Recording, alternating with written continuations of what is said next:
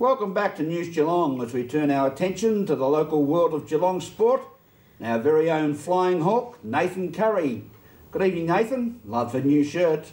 Thank you very much, Rollo, and it's good to have you back in town. Cricket season is also back in town, and News Geelong caught up with Geelong Cricket Club coach Damien Shanahan to find out how the side is travelling before the 2010-2011 Premier Cricket season. Well, Damien, you finished 6th last season. What was your opinion of last season? Yeah, I thought it was a pretty successful season overall. Obviously, you finished 6th in the two-day competition, but to win the club 2020 competition was fantastic. To win that premiership, so it was great to finally bring some silverware back as a first 11 unit. Do you think you can go back to back in that regard? Unfortunately, the schedule's changed again this year, so 2020 cricket now has come on board as a full-time capacity, round robin, and a home and away season, so they're not going to actually have finals.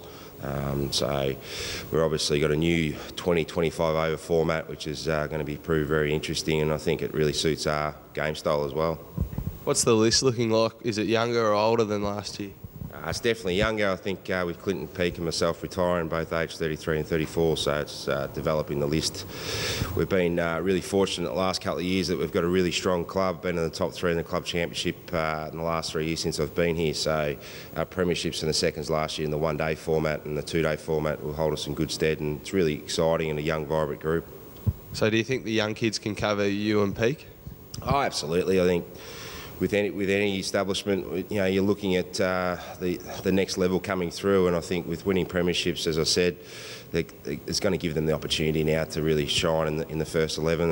And by round 1, we'll have 3 new spots as batters, with Aaron Finch being probably permanently with Victoria this year. So we're really happy and excited about that group coming through. Do you think it's different coaching on the sidelines instead of coaching from the ground? I suppose your role changes. I've loved the pre-season because you don't have to concentrate on yourself a little bit. You're probably 70-30 as far as a play. 30% you're putting in your time, 70% you're putting in the coach's time. So to put in 100%, our program keeps evolving and it's exciting. And the boys have loved their pre-season. I know the weather hasn't been that kind to us. I know we need the rain, but it's been a little bit frustrating not being able to get on turf is what we require. But we've been able to adapt to that pretty well, and every session just seems to be getting better and better and stronger.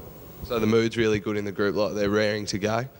Absolutely, and I think that comes with that youth as well. I think we've got a really nice mix of young guys coming through, and we've also got a nice mix of experience. So obviously Liam Buchanan's and Tom Elliott's will be our leadership group this year with captain and vice-captain.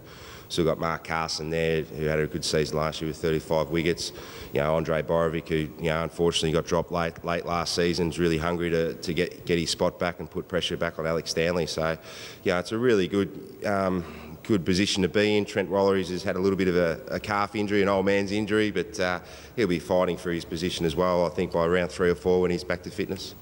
Thanks for your time there, Damien. We'll be also catching up with Damien on a weekly basis to find out how his side is going throughout the season. Next up, News Geelong's Debbie Meaney caught up with the Aerosport's Allstars about their national and international titles. I'm standing inside the very successful studio of Aerosport Allstars in Grovedale, where some athletes have had recent wins at the Federation of International Sport and Fitness Aerobics competitions held in Sydney last weekend. I caught up with a few of the athletes and the head coach to tell us about their success. Justine, congratulations on your recent wins at FISAF. Tell me a little bit about the competition. Well, the competition was huge. We went up to Sydney on the weekend and we brought home 5 gold, 2 silver and 4 bronze from the weekend, so it was pretty exciting. And you've had success at nationals before? Yes, we have, but it keeps getting better and better, and the standard every year just keeps jumping up. And I think because next year Worlds is going to be in Australia, everyone's trying to get there, so it was a big comp. And what's required in a routine? Well, lots of strength and flexibility, and the biggest thing is that anaerobic fitness, just that endurance to just keep going flat out through that 2-minute routine. That's what the athletes find really tough, along with their push-up work and their press work and their flexibility with their kicks. So there's compulsories they have to do and obligatory, so all in that 2 minutes, everything's just go, go, go. And of course, smiling the whole way through. Tahnee, congratulations on your success at Nationals. Tell me a bit about it. Well, I came first. I've been doing it for a while, and I was pretty surprised in my first year at Cadet to come first. And you compete against kids a bit older, don't you? Yes, I do. What's the age group you're competing in? Well, I'm in 11, 12 and 13. And you're 11? Yes. how many hours a week do you have to train to do this? A lot. Cameron, tell me about your success at Nationals. Yeah, it was good. Up in Sydney last weekend. Did a good routine. Yeah, came second, and it was a lot of fun. You're fairly casual. You've won a few competitions before? Yeah, won a few. Got a bit of a trophy full, have you? Yeah. Won Nationals 5 times, I think, so yeah. And you're fairly young. How many competitions have you been in at this level? In seniors, I started when I was 15, almost 16, so jumped up there. So yeah, been about 4 years. And how many hours a week do you train at the moment, do you think? God knows, not enough. Yeah, a few. Always room for improvement, do you think? Yep, always room for improvement. That's why we keep training. Cameron, you're 19 years of age. How many World Championships have you been to? 2003, 2004, 2004, 5, 7, 8, 9, now 10. So, a few. Probably, yes, will be my 6th, I think, if I'm adding it properly. Yeah, 6 altogether. That's very impressive. You must spend a lot of time doing this out of hours. Yeah, pretty much all my time. Yeah. You get a real buzz out of it, I can see. Yeah, lots of fun. That's why I'm dripping with sweat.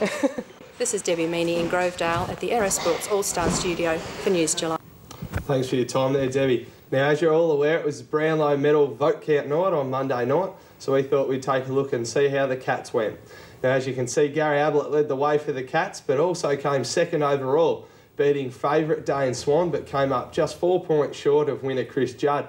Selwood was consistent as always, while the J-Pod would have loved to have played every game at Skilled Stadium. He really had a good night.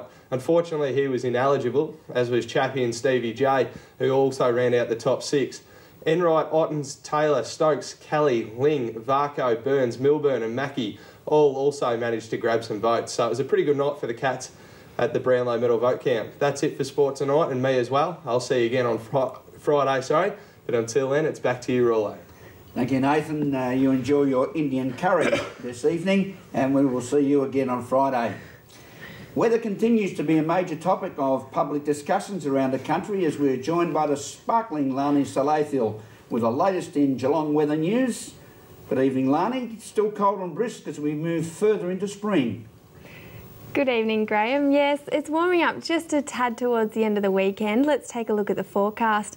For tomorrow, we've got some cloudy periods, some patchy drizzle until evening, a maximum of 15. For Friday, a partly cloudy day, a maximum of 18. For the weekend, Saturday becoming cloudy, a maximum of 19. And for Sunday, a partly cloudy day, a few isolated showers around, a maximum of 19.